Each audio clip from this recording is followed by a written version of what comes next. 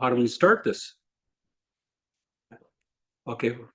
Leo, You made the chair still Since I was last time. okay, the previous chair. All right. Leah, could you take roll? Bob Rutz, Here. Brian Larday, Here. and Nikki, is it Nikki Ramos Bebon? Ramos Beeben. Ramos. Here. Thank you. Okay. And then I guess Carrie and Carl are on the committee but aren't present. Okay, well, let's call this meeting to order. I guess no changes in the agenda, right? No one in the public online or here, right, Scott? That's correct. Okay, so no comments there. New business introductions. Wait a minute. Oh, We have a Carl Larson? yes. Okay, Oh, is he on remotely? yes. Oh, okay. I'll Hi, allow this is Carrie George. I'm sorry I was late. Oh, well, we got them all. Super. They're all there now. They're all here. We're all here. Okay. So Carrie and Carl, can you hear us? Yes, we can hear you. Yeah, loud and clear. Okay, great. Are they together? No, separately. I don't know Carl. Hi, Carl. Hello. Yeah, we're separate at home. Oh, did somebody call in then? Because I'm not seeing them on the Zoom meeting. I'm only Oh. seeing Carl. Carrie, sorry, did it not show my name? Here, let me. I can't call on you if I don't know you're there.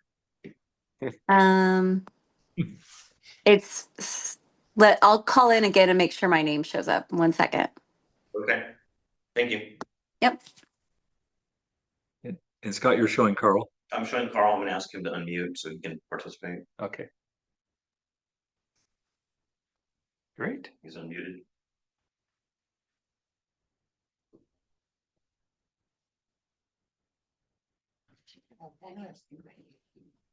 Well, he came in as panelist. I have no attendees.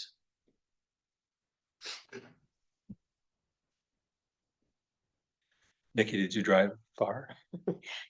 Yeah, from Boulder Creek, not very Oh, far. from Boulder Creek. Okay. Not too bad. Perfect. By the mountain store. Yeah. Oh, very good. Very good. Hi, about you? this is Carrie again. I'm sorry, it's showing me as a panelist or something, but it's not letting me edit when I came in. Carl, was that something you had? No, it identified me as a panelist, but it shows my name at least on my screen that I'm looking at.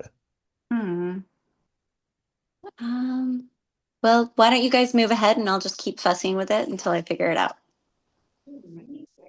Wait, are you logged in? Oh, so you must be in as Leah. Is that why? Oh, funny. Okay, okay. You're in, so we'll go. Okay, sorry about that, folks. Thanks for joining. All right. Yes, thank Yeah. you both. We're happy to have all five of us on board. That's great. We had just taken roll call. I guess we've got everyone on now. So we have kind of an official formal process where we go through any changes in the agenda, which there are none, any oral communications from public here or online, which there are none. And now we're jumping into new business. And the first order of business is introductions. So if you don't mind being put on the spot a little bit, maybe each of you will start with Nikki since she's here. And Okay. just introduce yourselves. And I had a question, if you don't mind taking a stab at it. Did you have any expectations or any goals in joining? We really appreciate you coming on board, by the way. Okay. Okay. Well, I'm Nikki Ramos Beeben, and I've lived in Boulder Creek almost 30 years, raised my family here. Same house, north of Boulder Creek. I am currently the Chief Academic Officer for Literacy Company. We teach phonics to elementary kids in San Jose and Richmond. And I also teach in the San Jose Teacher Education Program. Teach a couple classes every semester. I'm here. Why am I here? It sounded interesting. I just saw an ad that y'all posted. I Cool. thought, How cool would it to be? Because my husband, he's like an amateur fish guy, and so he's always testing the water and bragging about how it's so pure here, and okay, I want to know more about it. I know we have groundwater. I don't know much, but I just thought, okay, this might be really fun and interesting to get involved and just lend a hand since I've lived here for so long. Thank you. That's it. No, that's great. That's super.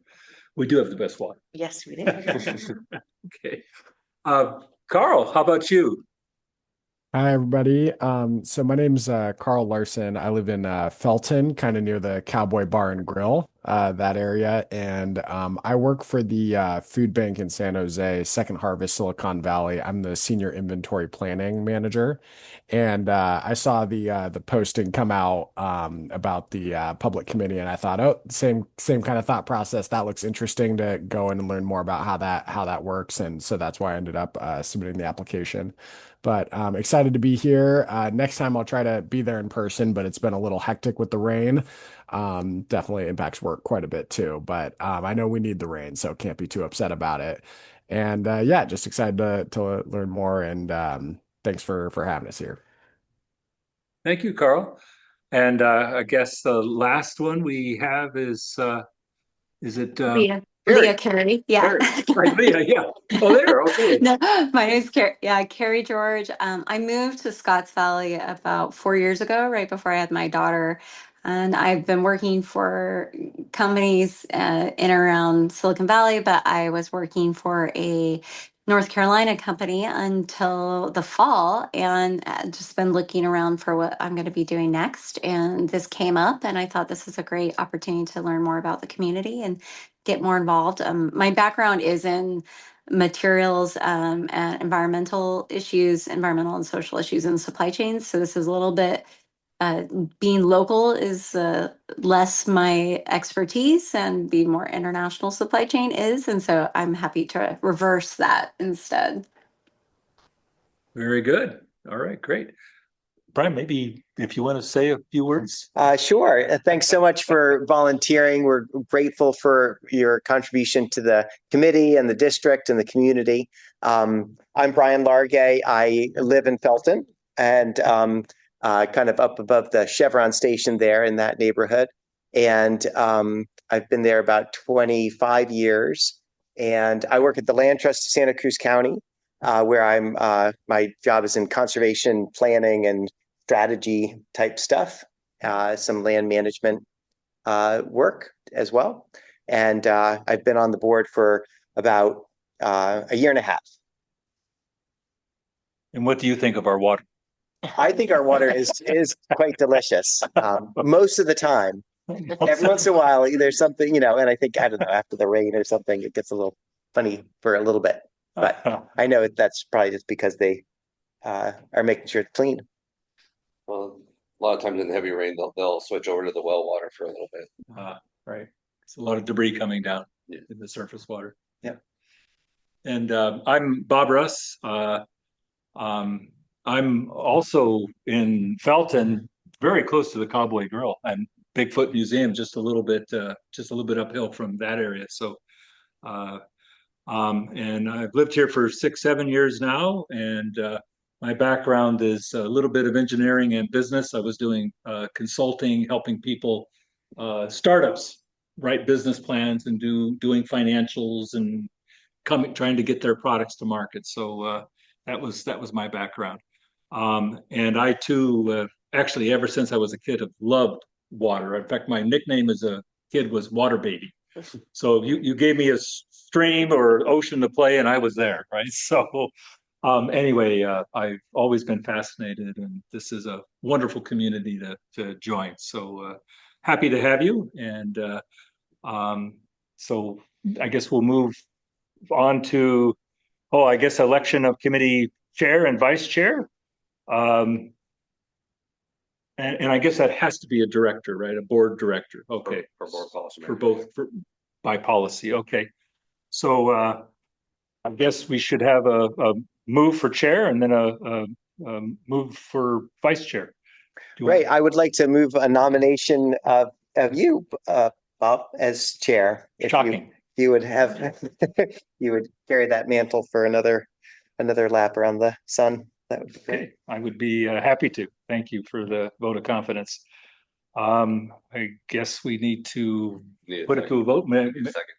Oh, a second. I'll second. Okay. Thank you. So I guess the five of us now vote on this.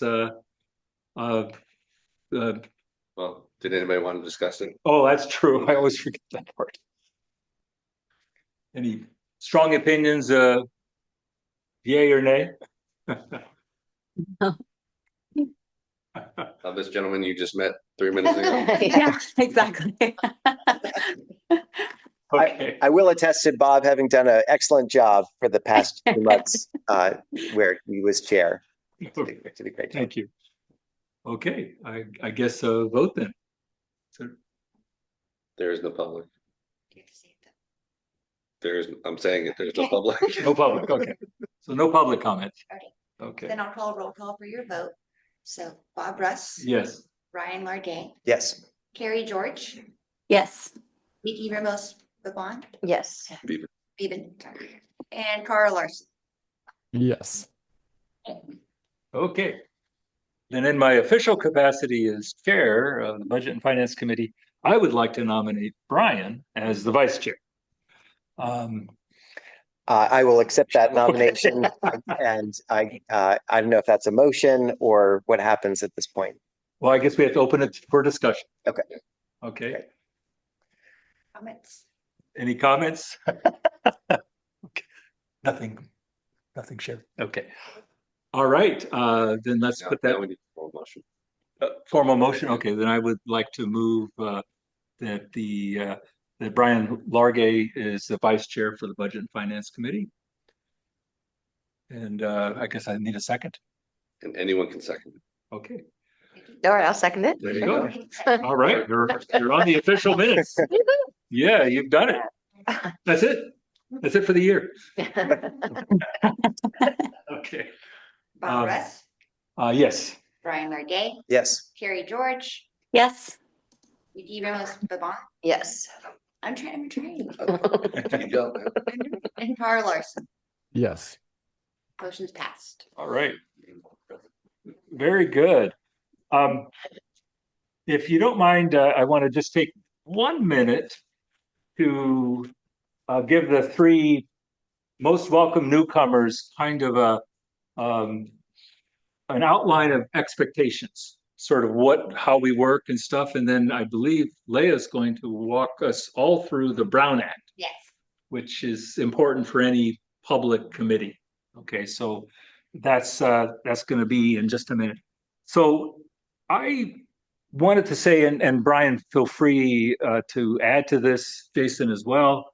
Of course, our meetings are scheduled for the second Wednesday of every month at 4 p.m., as today is.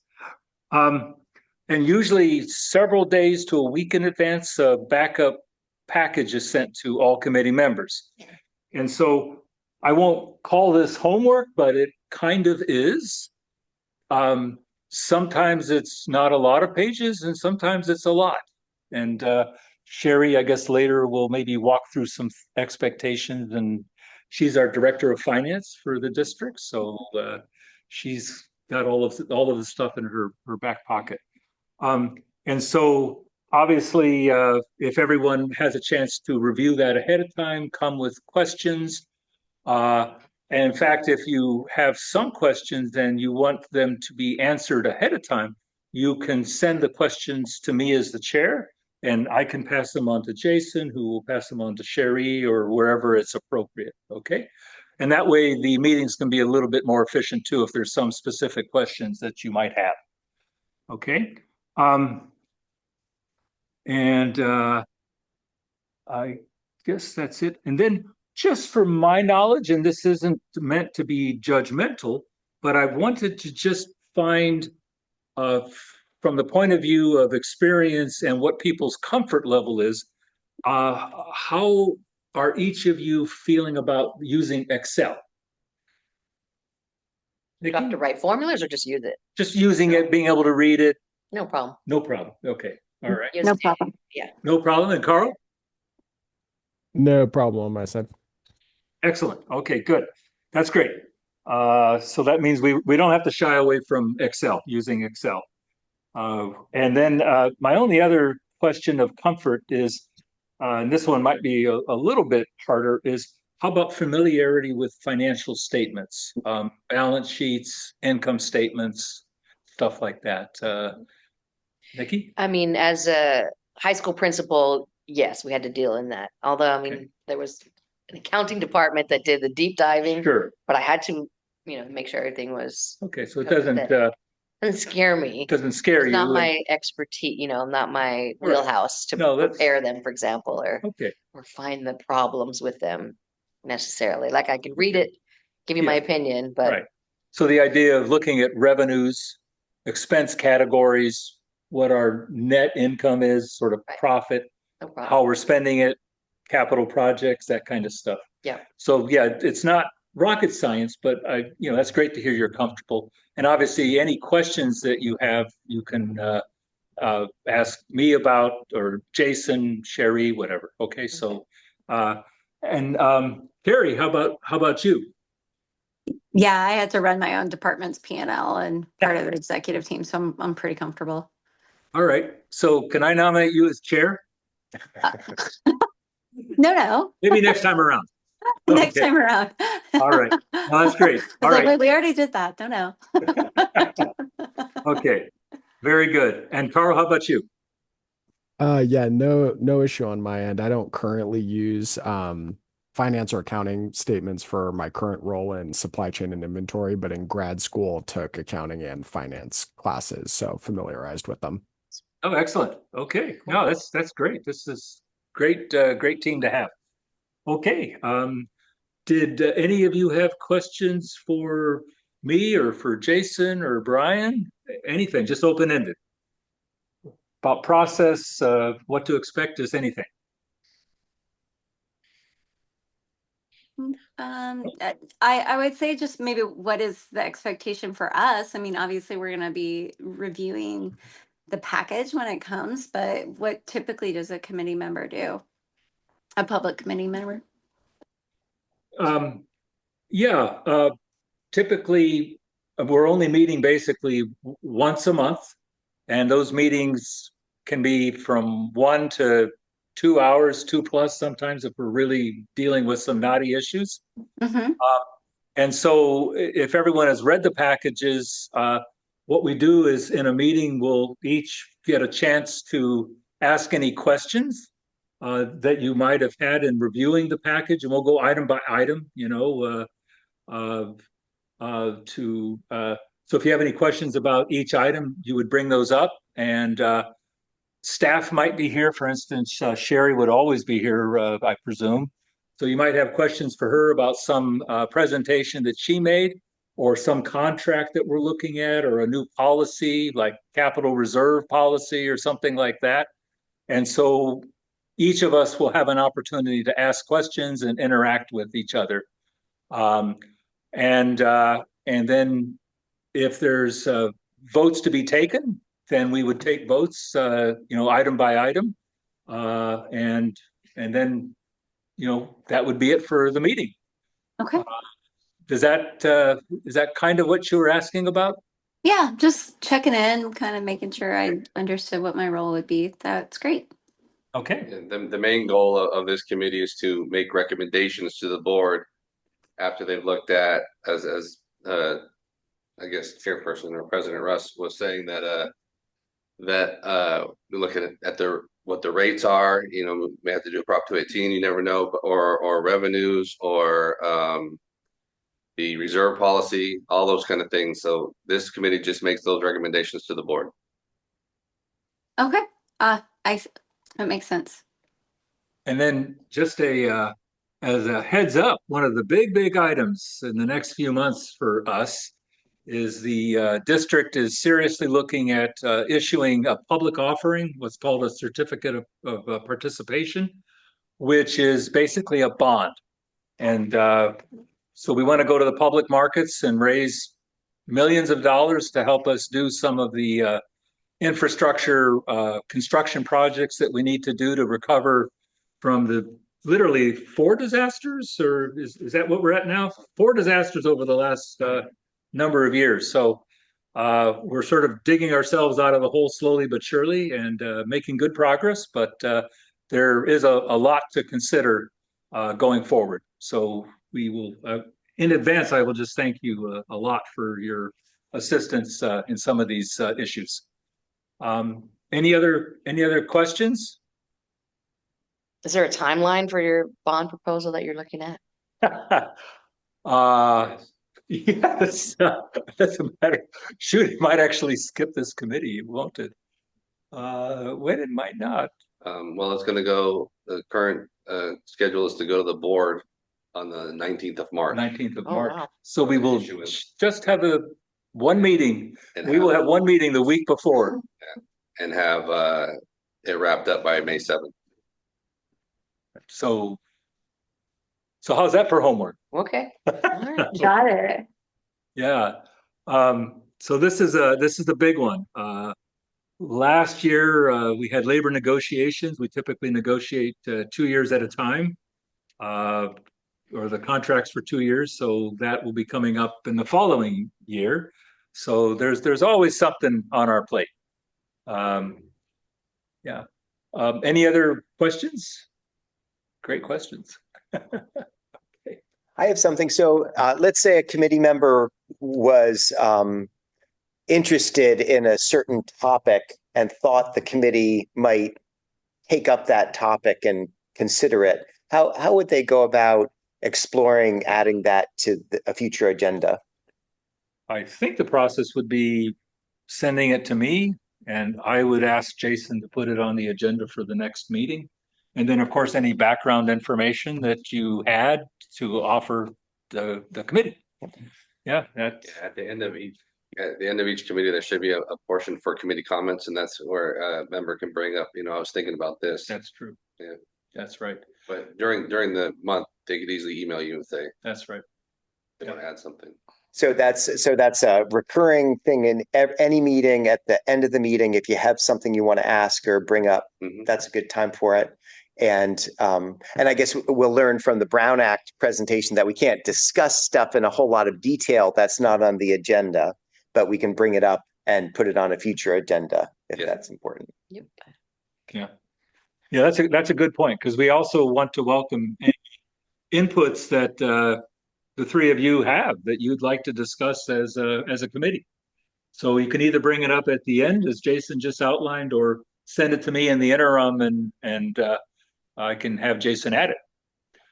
Okay, And great. we're just an advisory board, right? So, okay, Yes. right. So we're just reading things, making it, putting out our recommendations. Okay.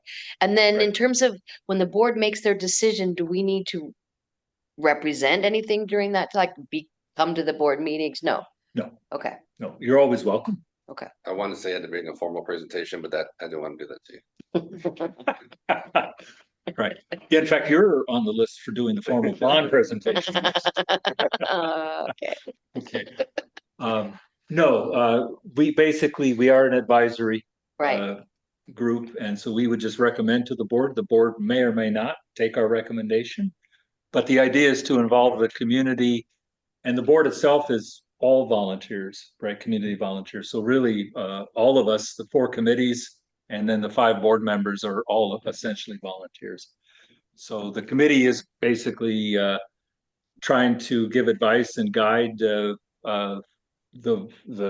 water district and how it should proceed forward. Okay, and yeah, all right. Any other questions or thoughts? Okay, one more. Is there anything that we should read, like background information Oh, boy. about the water district or self-guided tours? I just feel like I need to know a little more. So Yeah. actually, next month, I'm planning on doing kind of like an agency finances 101. Thanks. So if after that you have any other questions, I might refer you to our budget book. Okay. That would have a lot of the information in there. I was thinking also like about, history, purpose. I don't know, just, Well, you can go on the website, okay. right? I've And seen- there is yeah, a lot there. Okay. Yeah. I'll go there. We've got a very rich history. go to About, you'll see a lot of stuff. Okay, cool. Very cool. Thank you. If anybody ever wants to see something, just reach out to me. We'll see what we can do about getting you to see a lion treatment plan or whatever you want to see. That'd be cool. I may take you up on that. Yeah. Yeah, I wish I had had an outline when I first joined a little over a year ago. Would have been very helpful. Yeah. Kind of what to expect. What is this all about? Yeah. So it's a great question. All right. Any other questions? Nikki? I'm good. I know I asked a lot of questions. Okay, no, that's fine. Love questions. All right, well, then I guess hand it over to you, Leah. So I presented all the committee members with a pamphlet for the Brown Act. Mhm. And that is something that we are required to give you. Nikki and Farrell, I can grab yours and give it to you at the next meeting. And basically I made a slideshow just purposely to go over the key points to let you know what is expected of you. Can Carl and Carrie see this? It should be this. Yes, we can Oh. see it. Oh, okay. Great. Thank you. And we can go to the next. That's the third agenda.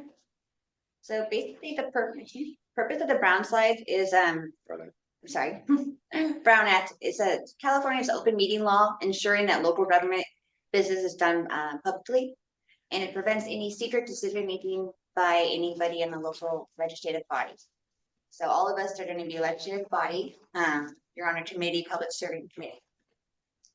The core rules. Go ahead and scroll. This is who it does apply to. Like I said before, legislative body, subsidiary bodies would be your committees, which would be you. And next slide. The basic overview of it is meetings must be open to the public. Agendas is something that I will do post ahead of time so you can all read them, like Bob said, and refer to them and go over for questions. I generally, since your meetings are going to be on Wednesdays, you should receive your packet by Friday. Okay. And if you have any questions, like Bob said, you can reach out to him. During our meetings, the public has the right to comment and record meetings. A majority of members cannot discuss businesses privately via email, text, or phone. So as Bob directed, if you have any questions, it's best just to stay one-on-one. So direct your comments and questions directly to Bob. And next slide. And like I said before, this is required by law now to give everyone a copy of the Brown Act, which is what you have there. It's very lengthy. So this is what the slideshow is hopefully going to let you know. It's pretty simple. The whole goal of it is just to make sure we are honest and committed to serving the public. Okay, and social media use is also one, kind of ties into basically your interactions like we went over in person or in social media. You can talk to each other, you can comment, but again, you don't want to share your opinions on any sort of matter that we are discussing in a committee. So the topic we brought up, you don't want to go to a social media platform and discuss, especially with each other, about that. So that does violate the Brown Act.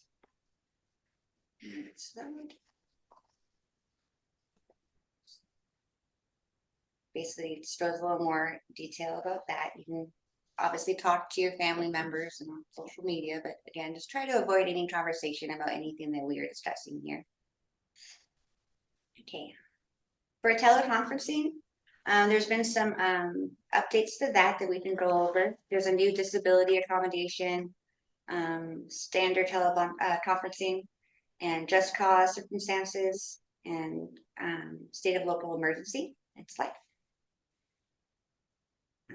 Okay. So if you happen to become A quick question. Yes. So for teleconferencing, are there expectations? What is standard I was going to teleconferencing? go over it for you. Oh, okay. Yeah, Sorry, that's a little brief we're just go starting. over. That's the intro. Okay. Gotcha. Thanks. Okay. For the participation with Gotcha. disabilities is one. So if you come across, if you happen to become sick or ill and you cannot join us in a meeting, you can participate remotely.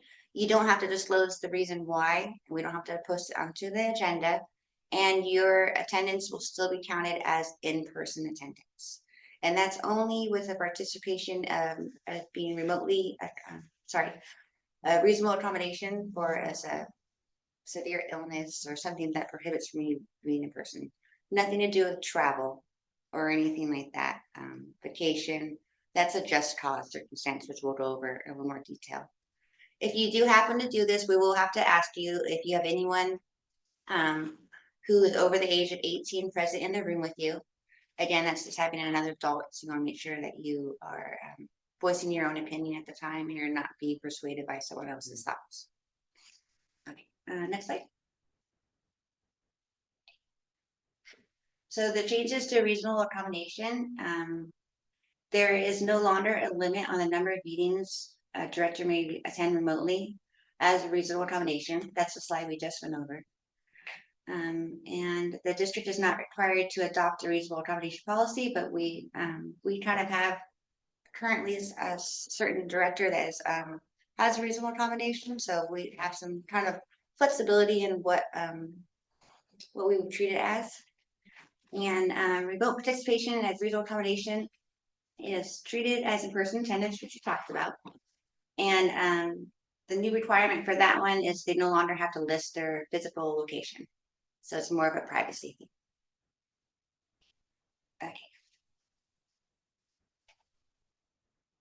Okay, and this is going to be for you, Brian, for remote participation. So the key points of it is allows remote attendance for any personal or non-emergency reasons. It can be due to illness, caregiving, travel, health conditions, emergencies, military duty. The reason you're attending must be verbally stated at the meeting and recorded in the minutes. Audio and video participation are required unless a condition prevents camera use. Physical quorum will still be required at a posted in-person location. And the usage of limits depends on your frequency. So committees such as our own, which we meet once a month, you're actually only allowed to miss 2 meetings in person. So Carrie and Carl, guess this would count as no. Going forward from here, we'll just count it going forward from here. Can I interrupt for just 1 second? Of course, yeah. This might be a prohibiting factor for me because I picked my daughter up from school at 5. So I did not realize they all had to be in person. So that we should probably just touch base on that. Okay. Yeah. We can have our general manager, Jason, reach out to you and we can touch base on that after this. Okay, thanks. No problem. State of emergency. This basically, if we have an emergency where we're not able to meet, this mostly applies to the board, but I'm just going to go over it since we are legally required to. The board will have to meet and respond to any findings within every 45 days, and they will not be required to meet in person, obviously because of safety reasons. Okay. And this basically is what I just have gone over. And again, Carrie, we can meet with you. And if you are to miss a date for an illness or anything, if you just notify myself, either through email or a phone call, and let me know that you won't be able to make it. And if you're going to be able to join us remotely, since it will not be for a medical situation, we will have to list the reason why and also your location. A major change to that, though, was prior in the past, if you had to meet remotely, you were actually would allow people to meet at your spot, and you no longer have to welcome people into your home, which is nice. And again, this is just the same thing I went over, just the just cause gives you basically the rundown of why. It's like the childcare might be one. And then disruptions during teleconference. The chair and vice chair will have the authority to remove any person who is disruptive during a meeting while using a 2-way phone service. So if for some reason there happens to be some sort of disagreement or whatnot, the chair and vice chair can actually ask that person to be removed from the meeting. Who would do the removing? Scott pushed up. And this lastly is just something that we are now required to do. We are now required to extend our open salary requirements to the public for any one of our department heads and administrative officers. And that is it.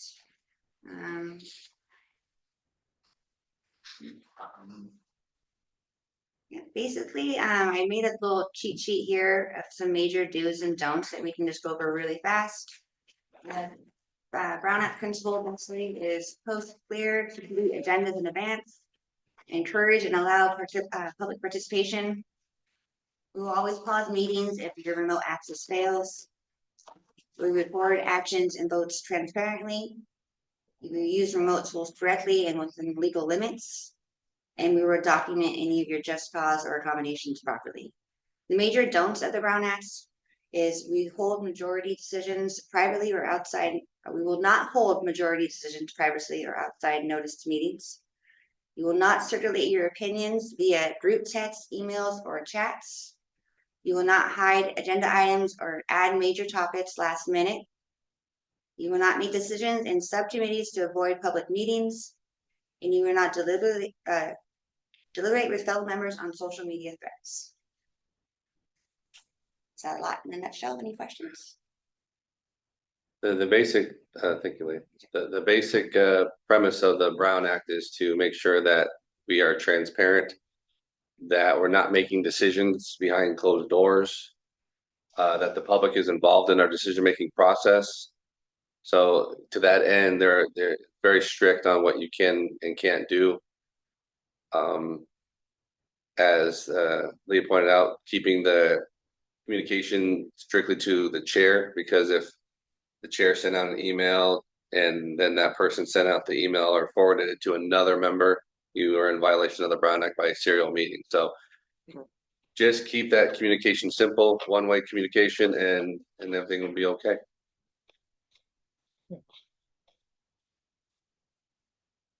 So I guess another way of stating that is